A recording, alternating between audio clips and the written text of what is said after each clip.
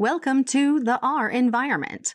After watching this video, you will be able to explain R environment-related concepts such as the R console, R script files, and workspaces, and describe two popular R development tools, RStudio and Jupyter Notebook. When you first start programming with R, you will typically type your first line of code into a shell interface called the R console. You write and execute R code in the R console interactively and see the results immediately. As you get more familiar with R, you will need to organize multiple lines of R code into logical code snippets to complete more complex tasks. For example, finding the top-rated movies to watch. To do so, you put your R code snippets into one or more script files, which end with a .r extension, and then run the script files in batch mode.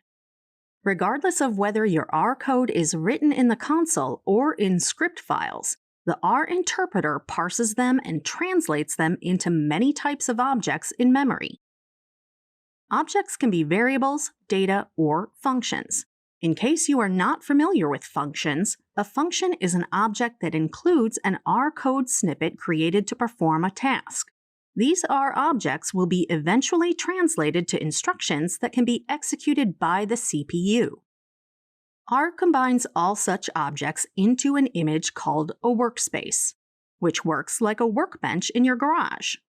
At the end of your R session, you can save the current workspace to a file with the extension RData. When you want to resume your work, load the RData file to open the workspace and continue your work. As mentioned in the previous slide, the workspace contains all created objects in memory. If you want to get a full list of those objects, you can simply use the ls function to list them.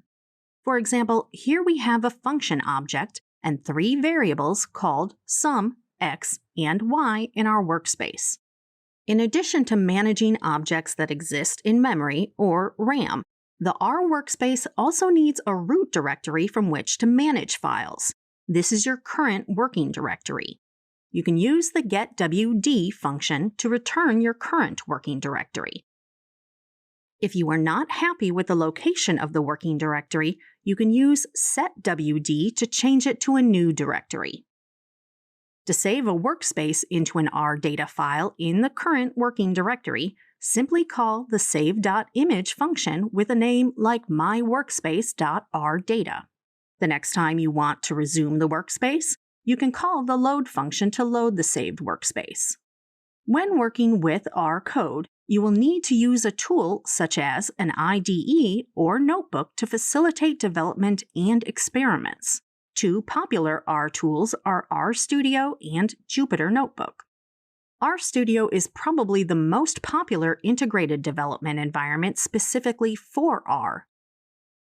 RStudio provides many features to help you with R development, such as syntax highlighting, command history, workspace management, and direct code execution. The Jupyter Notebook is an interactive web-based code editor that you can use to combine code, data, experimental results, and narration together in a single notebook instance. Jupyter Notebook is very efficient for experiments and prototyping, as well as for educational purposes.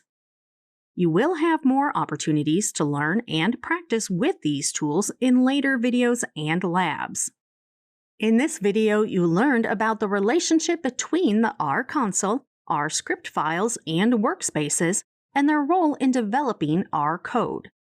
You also learned techniques for managing work directories and workspaces, and two important tools for working with R code, RStudio and Jupyter.